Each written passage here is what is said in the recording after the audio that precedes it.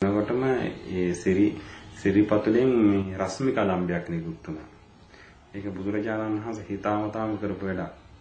ඒකෙන් යක්ෂ ගෝත්‍රිකයන්ගේ ලොකු ප්‍රසාදයක් ඇති වුණා, පැහැදීමක් ඇති වුණා. ඊට පස්සේ එතන පූජනීය ස්ථානයක් බවට පත් කළා. අදත් ඒක නම් පොතේ තියෙන මක්කම කියලා. ඒ මක්කම ඔය ඇත්තල කල්පිටිය කියන ප්‍රදේශයේ තමයි. කල්පිටිය ප්‍රදේශය. ඇත්තාල. ඔව් ඇත්තල කියලා නෙමෙයි. නම් පොතේ තියෙන ඇත්තාල කියන ඔය හරිය තමයි අද හඳුන්වන්නේ ඇත්තාල කියලා නේද? ඔය ඇත්තාල කියන ප්‍රදේශයේ තමයි පුත්තලම් ප්‍රදේශයේ තමයි ඔය පුත්තලම් ප්‍රදේශය ආශ්‍රිත කරගෙන කලාවේ දක්වා දිවන ප්‍රදේශයේ තමයි මුහුදු සීමාව තමයි ලලා ප්‍රදේශය කියලා කියන්නේ. මොකද බුදුහාඳුරුවන්ගේ මක්කම කියන පූජනීය ස්ථානයේ වන්දනා කරන්න අපේ අය ඒ ස්ථානෙට ගියා.